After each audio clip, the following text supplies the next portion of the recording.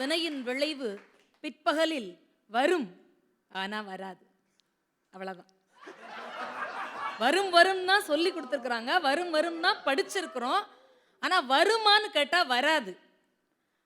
பாசிட்டிவா நெகட்டிவா, பாசிட்டிவா நெகட்டிவா அப்படின்னு சொல்லி ஒரு ஸ்வாப் டெஸ்ட் எடுத்து வாசலில் நின்றுக்கிட்டு ஆத்தாடி நெகட்டிவ்னு சொல்லட்டுன்னு ஊரில் இருக்க சாமியெல்லாம் கும்பிட்டு நெகட்டிவ் வந்தால் தான் நிம்மதி. அதுதான் இன்னைக்கு சமூகத்தினுடைய கதி.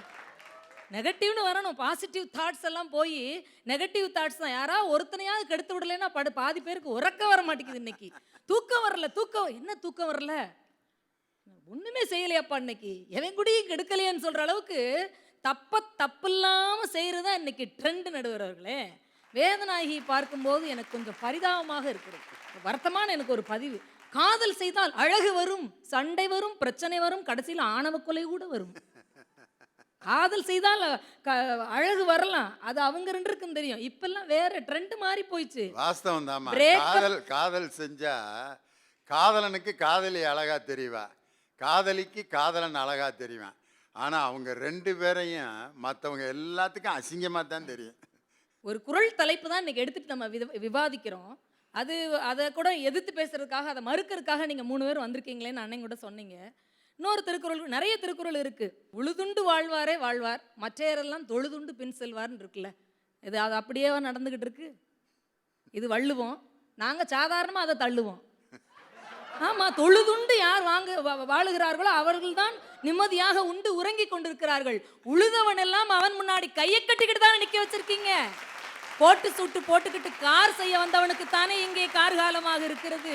காலங்காலமாக ஏற்பிடித்து வெள்ளாமை செய்கிறவனுக்கு இங்கே ராகு காலம் தானே நண்பர்களே. தப்பு செஞ்சா தண்டனை கிடைச்சா கூட பரவாயில்ல, தப்பே செய்யாம எதற்கு தண்டிக்கப்படுகிறோமே என்று கூட தெரியாமல் யாரோ ஒருவர் செய்யக்கூடிய தவறுக்கு தமிழகம் முழுவதும் கண்ணீர் சிந்து கொண்டிருக்கிறதே. அதனாலதான் புரட்சி கவிஞர் சொன்னாரு, வலியோர் சிலர் எளியோர் தம்மை வதையே புரிகுவதா, மகராசர்கள் உலகாளுதல் நிலையாமனும் நினைவோ, மகராசர்கள் உலகாளுதல் நிலையாமனும் நினைவோ, கொலைவாளினை எடடா மிகு கொடியோர் செயல் அறவே, குகை வாழ்வோர் புலியே உயர் குணமேவிய தமிழான்னாரு. இங்கே தப்புக்கு தண்டனை கிடைக்காத, எடு வாழை எடு, அப்பதான் நல்லது நடக்கும்னு அன்னைக்கே புரட்சி கவிஞர் சொல்லிட்டு போயிருக்கிறாரு. இப்போ நீங்க இன்னொரு விஷயத்த நான் கேட்குறேன், எதிரணியரை பார்த்து. ஒரு தப்பு பண்ணா எப்படியாவது ஒரு தண்டனை நமக்கு வந்துடும் அப்படின்னு நமக்கு தெரிஞ்சிச்சுன்னா குற்றங்களுடைய எண்ணிக்கை குறைந்திருக்கணுமா அதிகமாக இருக்கணுமா? இதுதான் கேள்வி. தப்புக்கு தண்டனை உடனே கிடைக்கும்னு சொன்னா தப்புக்கள் குறைந்திருக்கணும் இல்லையா? இல்லையே, வருஷத்துக்கு 2% அதிகமான புதிய குற்றங்கள் காவல்துறையிலே பதிவாகிறது என்று ஒரு புள்ளி விவரம் சொல்லுகிறது. ஏற்கனவே பதிவு செய்யப்பட்டக்கூடிய குற்றங்களை இல்லாம வருஷத்துக்கு 22,000 புது வழக்குகள் பதிவாகிறதாம். நீங்க விளைவு கரெக்டா வருதுன்னா ஏன் வருது? எங்கப்பா தண்டனை கிடைச்சா பரவாயில்லையே, குற்றம் செஞ்சவங்க எல்லாம் விடுதலை ஆகிட்டே இருக்காங்க. பாரதி சொல்லுவான், சூதும் வாதும் படிச்சவன் செஞ்சா போவான் ஐயோன்னு போவான்னா, சைபர் கிரைம் முழுவதும் படிச்சவன் தான், ஸ்கெட்ச் போட்டு கொடுக்கறது முழுவதும் அவங்க தான். பிடிக்கிற மாதிரி பிடிச்சிட்டு விடுற மாதிரி விடுறீங்களே, எங்கேயாவது தண்டனை கரெக்டாக கிடைச்சிருக்கா? சாதாரணமான விஷயம், பெரிய உடல் உழைப்பு இல்லை.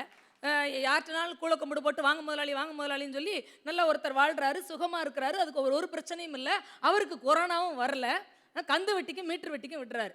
ரோட்டில் நின்றுக்கிட்டு இருக்கேன், பள்ளிக்கூடத்துக்கு போய்கிட்டு இருக்கோம், பிள்ளைகளே இல்லாத டீ குடிக்க ஆளே இல்லை, ஆனாலும் நாங்கள் போய் டீ ஆற்றிக்கிட்டு இருக்கோம். பள்ளிக்கூடத்துக்கு போகிறதுக்காக நிற்கிறேன், பேருந்து இல்லை, என்னுடைய தோழி காரில் வரேன்னு சொல்லியிருக்காங்க, நான் நின்றுட்டு இருக்கேன் அந்த இடத்துல.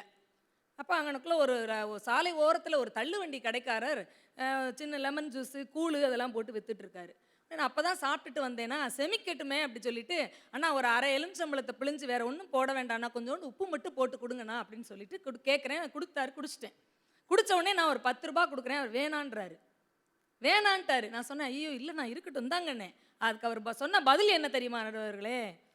அரை எலுமிச்சம்பழத்துக்கு 10 ரூபா வாங்கினா இந்த 10 ரூபா எனக்கு செமிக்க வேண்டாமாடா தாயின்னு கேட்டார்.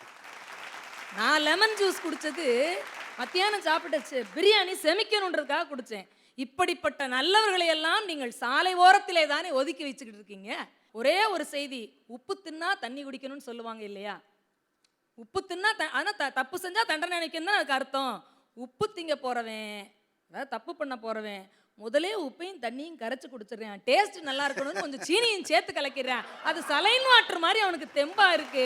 இப்படித்தான் தப்பு செய்கிறவர்கள் தெம்பாக இருக்கிறார்கள், குளுக்கோஸ் ஏத்துன மாதிரி இருக்காங்கன்னா சரியான நேரத்திலே தண்டனை கிடைக்கவில்லை, அந்த வினையினுடைய விளைவு வரவில்லை என்று கூறி வாய்ப்பளித்த நல்லவர்களுக்கு நன்றி பாராட்டி விடைபெறுகிறேன். நன்றி.